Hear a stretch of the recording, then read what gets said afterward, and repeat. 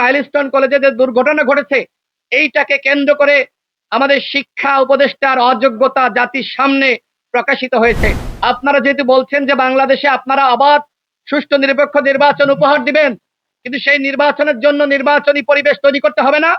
এখনো পর্যন্ত গ্রামগঞ্জে মারামারি, হানাহানি, বিদ্বেষ, রাহাজানি এগুলো কেন? এইভাবে কি আন্তর্জাতিক মানের বাংলাদেশের ইতিহাসে সব থেকে গ্রহণযোগ্য নির্বাচন উপহার দেওয়া যাবে? যাবে না। সুতরাং সরকারকে বলবো এই স্বাস্থ্য খাত এবং আইন শৃঙ্খলার দিকে মনোযোগ দেন। আপনারা দেখেছেন এই মাইলস্টোন কলেজে যে দুর্ঘটনা ঘটেছে এইটাকে কেন্দ্র করে আমাদের শিক্ষা উপদেষ্টার অযোগ্যতা জাতির সামনে প্রকাশিত হয়েছে। তিনি গতকাল বলেছেন যে আমাদের সিদ্ধান্ত নিতে দেরি হয়েছে, এই সিদ্ধান্ত তড়িঘড়ি করে নেওয়া যায় না। কিন্তু আমরা লক্ষ্য করলাম যে উদর পিণ্ডি বুদর ঘাড়ে দেওয়ার জন্য একজন সিনিয়র সচিবকে তাকে তার ওই জায়গা থেকে সরিয়ে জনপ্রশাসন মন্ত্রণালয়ে সংযুক্ত করা হয়েছে, যেখানে শিক্ষা উপদেষ্টা নিজে বলছেন আমরা সিদ্ধান্ত নিতে পারি নাই। তাহলে কেন তড়িঘড়ি করে এই সচিবকে তার জায়গা থেকে সরিয়ে তাকে অপদস্থ করা হলো? এই সরকার এইভাবে আমলাদের, সরকারি কর্মকর্তাদের অপমানিত করছে, অপদস্থ করছে। আমরা সরকারকে বলবো আমলাদেরকে, আপনারা বিভিন্ন জায়গায় আমরা দেখেছি যারা 14 সালের, যারা 18 সালের, যারা 24 সালের ডিসি ছিল, এসপি ছিল, আপনারা কি তাদের বিরুদ্ধে কোনো ব্যবস্থা নিতে পেরেছেন?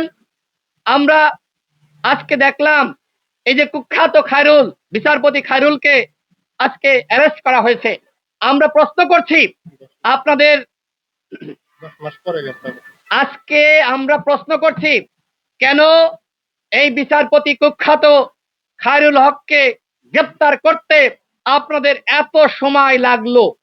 যারা আওয়ামী লীগের আমলের বিচারপতি ছিল, যারা বাংলাদেশকে ধ্বংস করেছে, বিচার বিভাগকে ধ্বংস করেছে, তাদেরকে এখনো পর্যন্ত কেন অ্যারেস্ট করা হচ্ছে না? কেন 14, 24, 18 সালের ডিসি, এসপি, ডিআইজি যারা শেখ হাসিনাকে ক্ষমতায় রেখেছিল তাদেরকে কেন মামলা দিয়ে অ্যারেস্ট করা হচ্ছে না? আমি সর্বশেষ বলবো যে এই সরকার 1 বছরে এখনো পর্যন্ত দৃশ্যমান কোনো সংস্কার করতে পারে নাই। ছিনতাই চলছে, দুর্নীতি চলছে, অন্যায় চলছে। এই যে আমাদের দুদক, দুদক কি করছে? সরকার বলেছিল যে আমরা প্রত্যেক মাসে উপদেষ্টারা, সরকারি কর্মকর্তারা, সচিবরা সম্পদের হিসাব জাতির সামনে দাখিল করবে। এই 1 বছরে একটি বার করতে পেরেছে? পারে নাই।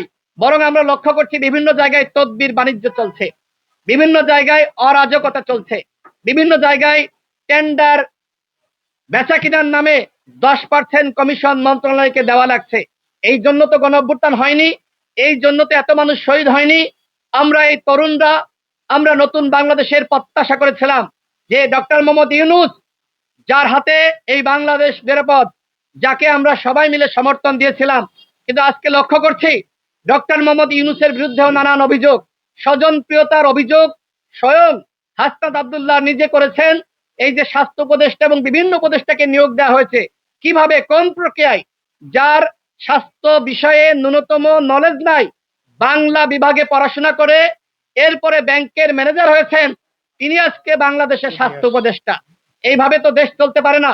আমরা সরকারকে বলবো আপনাদের হাতে যতটুকু সময় রয়েছে এই সময়টা কাজে লাগান, দলগুলোর সাথে বন্ধুত্ব বাড়ান, সম্পর্কের উন্নয়ন করান।